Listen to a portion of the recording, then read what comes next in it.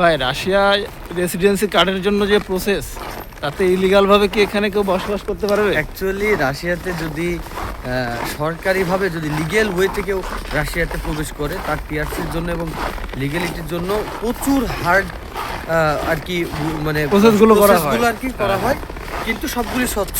আপনার যদি সব কিছু ঠিক থাকে তাহলে ইনশাল্লাহ আসলে কোথাও বাঁধবেন না। হ্যাঁ, তো কোনো সমস্যা এই আর কি আমরা সব প্রসেস করতেছি। মাত্র আমরা ফিঙ্গার দিলাম, ইনশাল্লাহ আমরা সবাইকে জানাই দেব। হ্যাঁ আমরা ফিঙ্গার দিয়ে এখন বেরোলাম, ফিঙ্গার ছবি টিআরসির জন্য ফিঙ্গার এবং ছবি কমপ্লিট করে আসলাম। তো এখানে সব লিগালভাবে থাকতে হলে আসলে সরকারি প্রসেসগুলো ফলো করতে হবে, আর সরকারি প্রসেস ফলো না করলে সে লিগাল থাকতে পারবে না, সে ইলিগাল হয়ে যাবে। আর ইলিগাল ভাবে থাকলে রাশিয়াতে এত হার্ড প্রসেস, এগুলি যদি কেউ না জানে কিংবা আপনাকে যদি কেউ হেল্প না করে, তাহলে আসলে এগুলো সম্ভব না, ইম্পসিবল, সম্ভব না। এই যে আমার বড় ভাই আসছে, সে ফিঙ্গার কমপ্লিট করছে। আবু সাইদ আজকে ভাই এরকম হার্ড ফিঙ্গার আর হয় না।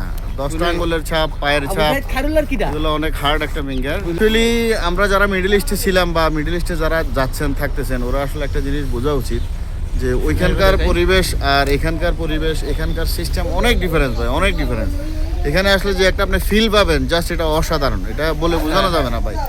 প্রতিটা কাজের ক্ষেত্রে, প্রতিটা ধাপে যখন আপনি এক ধাপ থেকে আরেক ধাপ উপনীত হবেন, মানে আপনি বুঝতে পারবেন না যে কি রকম আপনার কাছে শান্তি লাগবে। ভাই একটা প্রশ্ন, আপনি তো ফরেন মিনিস্ট্রিতে গেলেন, এখানে বাংলাদেশের ফরেন মিনিস্ট্রি হলে কি হতে পারে? আরে ভাই, এখানে যে সুন্দর সিস্টেমটা, মানে ওদের যে আচরণ, ওদের যে বিহেভিয়ার, ওরা আমাকে বুঝতেই দেয় নাই ও যে আমাদের বড় একটা অফিসার, ঠিক আছে? ফরেন মিনিস্ট্রি এটা বুঝতে পারে। আমাদের বাংলাদেশে যদি আমরা সচরাচর ওইগুলোতে যাই, হ্যাঁ বাংলাদেশে অনেক ভালো আছে, ভালো নাই যে তা না, মানে আমাদের একটু ভোগান্তি করতে হয়। হ্যাঁ, এত দ্রুত হয় না, এত দ্রুত সেবা পাওয়া যায় না। যেমন এয়ারপোর্টে আমরা ওইখানে আমাদের দেশে যে ভোগান্তিতে পড়ছি, জুতা পর্যন্ত খুললে যে একটা চেকিং, যে একটা ইয়ে করছে। হ্যাঁ, অন্যান্য এয়ারপোর্টে আসলে এগুলো ওদের অত্যাধুনিক হয়তো যন্ত্র থাকে, স্ক্যানার থাকে, কোনটার ভিতরে কি আছে হাইটে গেলে বোঝা যায়, অটোমেটিক হয়ে যায়।